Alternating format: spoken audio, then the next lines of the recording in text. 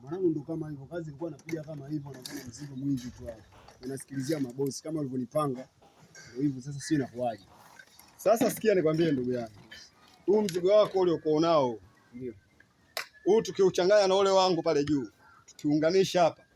Hatukosi kilo 400, hatukosi kilo 350. Bei iko vipi? Na kuswala bei, nilimpigia yule dereva kipindi kile wa Ubungo yule jamaa kile kiwanda cha Ubungo yule. Ndio. Nimempigia simu. Nasemaje wewe? Lengo nilikuwa nimtesti tu, ngoja nimtesti. Nilipompigia simu, nilipomuulizia swala la soko, kaniambia uhai kidogo umesogea. Au si? Uhai sasa hivi kidogo kule kiwandani 350. Au sasa tunafanyaje mwana? Safari inakuwa vipi kwa mzigo? Mimi hapa nilichokuwa mpaka nakuja hapa kwako. Mimi nilichokuwa naomba ikiwezekana, siku mbili hizi, leo na kesho, tuandae mizigo. Kesho kutu kama inawezekana tumwite aje apakie. Ndio itakuwa ya maana mwanangu. Maki hapa sielewi kabisa. Mimi mwenyewe ndugu yangu sielewi, na ndio maana nimekwambia kuhusiana soko la uhai. Unasumbua sana mwaka huu, ndio maana nimekwambia tuwahi mapema. Sababu sasa hivi unaweza kushangaa 350. Unachelewa ndani ya wiki mbili, unaambiwa imerudi kwenye 300, unaambiwa imeshuka zaidi. Maana mambo yenyewe ya biashara zetu hizi hayaelewi.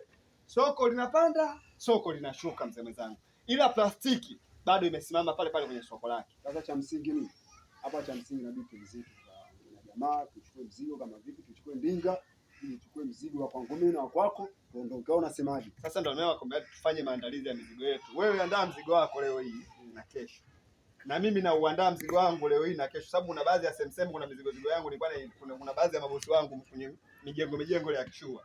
Nataka nipite jioni na kesho nipite nikikusanya yote nikijumulisha. Nataka nipate angalau hata neti 4 au 5. Na wewe ukijumulisha hizo neti zako hapo ukipata 4 5, hatukosi kilo 400 mzee mwenzangu, tunapata kitu. Sijui umenielewa mzee mwenzangu? Fanya hivyo. Fanya hivyo. Tena mwanangu umeniambia kitu cha msingi. Ndio maana nikaona nije nikufuate mzee mwenzangu ili nikupange kabisa, kama tunanune siku 2 3, kesho kutwa tuondoke ikiwezekana. Haina noma. Sawa. Basi kwa ngoja niandae na mimi roba hapa. Nakutegemea boni.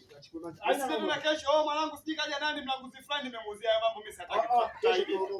Basi sawa. Haina noma, mzigo unatosha. Haya bwana. Shida jamaa kaongea kitu cha maana sana. Sasa hapa mimi cha msingi. Hapa cha msingi ni mpate jamaa kwa nikachukue mzigo wangu mwingine. Nijue nafanyaje hapa.